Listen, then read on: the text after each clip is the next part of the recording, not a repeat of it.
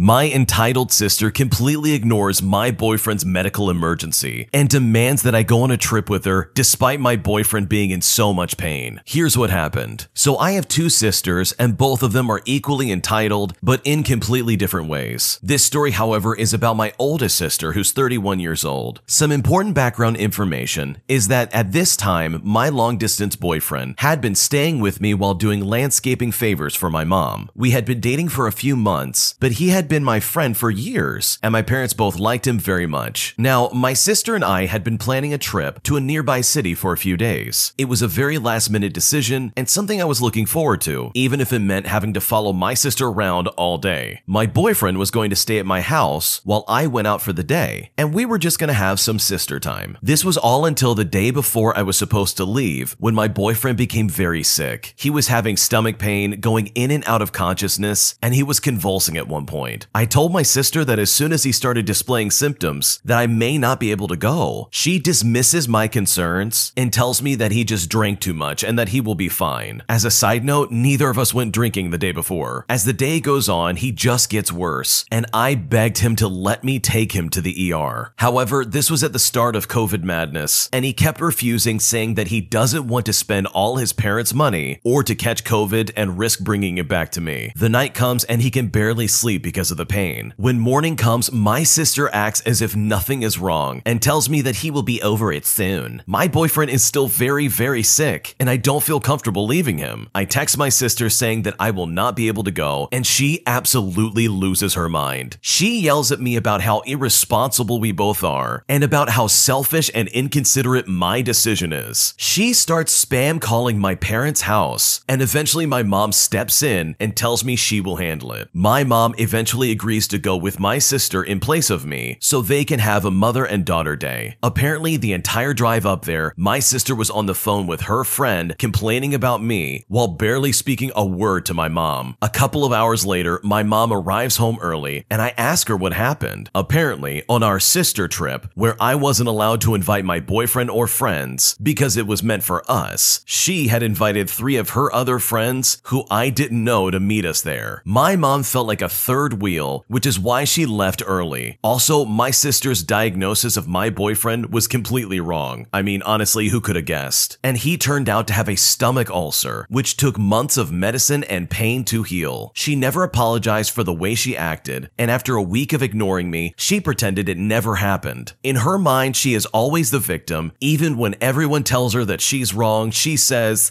"You're all ganging up on me." And this is just one of the many reasons why I choose not to talk to her. How entitled can you possibly be, where you not only lie to your sister about the intent of your trip together, but also pretend like someone else's medical emergency is not a good enough reason to skip out of some kind of event? I mean, you have to be really that far gone to act like other people's medical emergencies are not that important just so you can get your way. The entitled sister in this story sounds absolutely spoiled rotten, and I'm honestly utterly surprised that the mom even agreed to go on that trip with this kid. It's clear that this is the kind of kid who would freak out and lose their mind if they don't get their way, which is very clearly obvious with the way she treated this lady's boyfriend. So overall, I completely understand why this original poster doesn't really talk to their older sister much, because I bet it's probably very hard to get anything done when the person you're talking to only thinks about themselves. And honestly, nobody needs that kind of energy in their life. I think my boyfriend has been crying in private when I'm not around. He insists he's fine, but I'm not sure what to do about this. I'm a 25-year-old female and my boyfriend is 25 as well. We've been together for just under 3 years and have lived together for over a year. He's usually very stoic. I've seen him cry a few times after his father passed away and have seen him tear up in a gritted teeth sort of way when he's been in a lot of pain, but that's about it. But for the last week or so, I've suspected that he's been crying a lot and trying not to let me see it. The first time I heard what sounded like crying through the door, I knocked and asked if everything was okay, and after a second, he very cheerily responded that it was. Okay, that's fine. Maybe I misheard. Maybe what I thought was crying was actually suppressed laughing at a YouTube video or something. His voice didn't sound like he had been crying after all, so maybe I was mistaken. Then the next day, I walked into the kitchen and he was sitting at the table, head in his hands, definitely crying. But as soon as he heard me, he got up and started talking about dinner. This time his voice definitely did sound like he had just been crying, and his eyes were visibly red. I asked him if he was okay and if he wanted to talk about anything, but But nope, same immediately cheery demeanor. After this basic pattern happened a few more times, I sat him down and told him outright that I had heard him crying, that I was always there if he needed to talk about anything at all, and that I loved him and was starting to get worried, and if he didn't want to talk to me about it, he could at least talk to someone. Again, I got nothing from him. He was deflecting all over the place with jokes and stuff along those lines, which isn't usually abnormal for him, but this was a serious relationship talk, and he's always been very mature and honest during those. That is, until today when we had this talk. He just kept making jokes through the whole thing. I'm honestly at a complete loss. I've never seen him like this before. As far as I'm aware, there haven't been any recent events in his life that could have caused this. No one passing away or anything like that. Should I just give him space since he clearly doesn't want to talk about it? I love him with all of my heart and want to do whatever's best for him, but I'm seriously worried about his mental health. How should I respect his wishes while making sure he's safe? What should I do? I definitely see this as really alarming. You've been with this guy for 3 years and you've never seen him cry except for maybe a handful of times. And now all of a sudden, anytime you're not there, he's just crying a lot. It seems like something really is going on in his life that is causing him a lot of pain in his life. It's hard to say what it is, and it's hard to say, hey, let me get involved, because I know if I was in his shoes, I probably would not want to tell my significant other about it. As a man myself, I know for a fact that men in general are conditioned at a pretty young age not to cry. We don't show emotions, we don't do anything like that. Any emotions or negative emotions like crying is seen as weak, and you'll be judged for that. I know that I was taught that at a very early age, and honestly, it's a very toxic thing that's very hard to shake. So the fact that your husband was deflecting and choosing not to talk to you openly about his feelings is not that unusual. Unfortunately, that's kind of a society standard that is pushed on kids at an early age in life, where instead of dealing with their emotions, they're told to suck it up and just be a man. So honestly, I think your best bet, if he's not willing to open up, is to just be there for him as best as you can. He's probably going through a lot right now, and you obviously can't make him open up to you, but just giving him some space and being there with him will hopefully make a world of difference in his life. I can also say forcing him to open up to you is not going to work. I know if that was me, that would only push me away even more and make me more guarded about my emotions. So I think just be careful, love him, and be there for him. And hopefully this whole situation gets worked out in the end. Today I messed up by making fun of astrology. Okay, so this happened earlier this morning, and well, I'm pretty bemused by the whole thing. So because it's relevant to the story, I'm an astrophysicist. It's what I do for a job, and honestly, I can't lie, I do laugh at and openly mock nonsense like astrology. But if people want to believe it, they are free to do so. So I had been talking to this girl on WhatsApp that I'd matched with on Tinder. We'd been getting along really quite well, and we're probably going to meet up fairly soon. One day, out of the blue, she asked me for my star sign, stating that she needs it to check our compatibility. When I heard this, it took everything in me not to start laughing, and was honestly a big red flag. I can't quite tell if she's being totally serious, or basically just asking when roughly my birthday was, maybe. So I told her that I'm a Leo, which is exactly what I am, but also included some laugh emojis because whenever anyone mentions star signs, I always think of this stand-up sketch comedian who basically made fun of this that I absolutely love. She asked me why I put the laugh emoji, so I told her about the comedy sketch that makes me laugh anytime someone brings up astrology. In fact, I even sent her the link to the sketch itself. Now in hindsight, I realize now perhaps sending a YouTube link with the title basically trashing astrology to someone who is clearly interested in it is perhaps not the wisest idea, and I had hoped that she would have watched it and just enjoyed the humor. I have no idea if she actually watched it, but I believe she did. Anyway, I got like a one-word reply of cool, and when I replied just a little bit later, I saw that she no longer had her profile picture anymore, and I couldn't see anything. And honestly, I just have to laugh. I officially got blocked. Evidently, she took some offense to what is basically some very tame stand-up comedy, and decided that blocking me as well as ghosting me was her best option. And for me, this is just one of the many reasons as to why I hate online dating. I gotta be honest, I looked it up, and based on your star sign alone,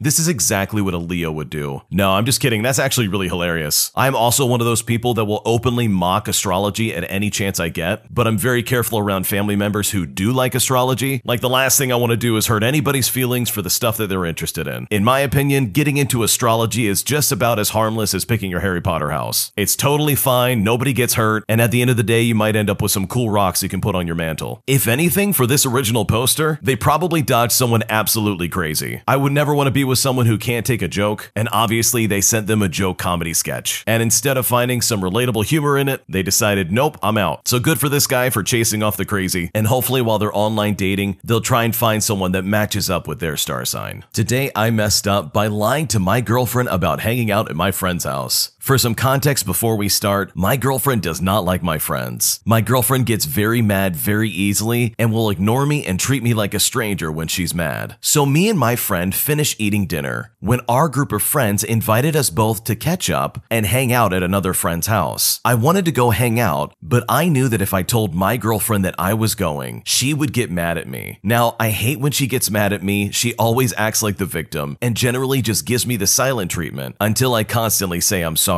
And even then, I have to wait. But I really wanted to go hang out with my friends after a long work week, so I did the stupidest thing I could think of and I lied to her. I told her I was at my relative's house fixing something, which she believed me, but I felt really guilty and I knew it wasn't right. So about 90 minutes into the hangout, I told my girlfriend if it was okay that I go to my friend's house just to hang out. She put two and two together and realized very quickly that I had lied to her. She was immediately super mad at me, and rightfully so. So I asked my friend to carpool me home and I left. In total, I spent around 2 hours at my friend's house. When I reached my house, my girlfriend called me. I picked it up and she proceeded to blow up on me, in which I honestly rightfully deserved it. And when I say blow up, I mean that she is screaming at me at the top of her lungs. It's the type of screaming that would make your voice give out. I knew I was at fault. I told her that I only did it so she wouldn't be upset at me, to which she said that she would have been anyways, but this made her 1,000 times matter. She then told me how the only reason I told her was because I felt guilty, to which I said I did and I knew it was wrong. She then said that her opinion doesn't matter and that if I cared about her opinion or her feelings, I would have told her right away. I admit I lied because I got selfish. I didn't want to deal with my girlfriend being upset while hanging out with my friends, so I lied about where I was, and now she said she can't trust me, which absolutely crushed me. I know I lied, and I know I deserve the repercussions, but I did it for a reason, and not for malicious intent. While I don't think you should have lied to your girlfriend about where you were going and the people you were spending time with, it doesn't dismiss the fact that your girlfriend is absolutely insane, and not in a good way. I'm just gonna say it, she straight up treats you like garbage, and she does not care about you. This sounds like a very controlling and manipulative girlfriend who is literally trying to isolate you from your friends. This does not sound like a good person. If I was in your shoes and my girlfriend was screaming at me at the top of my lungs, all because out of a desperate attempt I lied and said that I was doing something else, when in reality I was at my friend's house, there's no way I would stick with her. I would very quickly break up with this lady. She got super angry, like actually screaming mad, all because you spent time with your friends. Like, this is a super toxic relationship that you can do without, to be honest. You don't sound like a bad person just from this post alone. Maybe there's other things going on that we don't know about as the readers, but based on what you have told us, you can do a lot better than this. And it really sucks because it sounds like just from what you posted, you don't have the guts to break up with her and find somebody else, because nobody in a healthy relationship would have to desperately apologize to their significant other just for them to take them back, all because you went to hang out with your friends. Now, if these friends were super toxic and like a legitimately bad influence on you, I can see where your girlfriend's coming from. But screaming as if you just kicked her dog or ran over her cat is just not the appropriate response to some guy hanging out with his friends at college. Like, that seems like an overreaction. So yeah, you might have messed up with lying, but honestly, I would get out of that relationship because what you're currently dealing with is super toxic and it is not healthy for you in the slightest. My stepmother hates me and I really don't know how to tell my dad. What should I do? When my dad first introduced my stepmom to me when I was 10 years old, she was very nice to me and she looked so happy that we met and hoped that we would get along. They got married when I was 13 years old and I was so happy that me and my dad had a new member of our family. I thought my stepmother and I were getting along really well. That is until a few months after their honeymoon, she told me one morning that we just need to pretend to like each other around my dad, but when he is not here, that I shouldn't even bother her. Honestly, this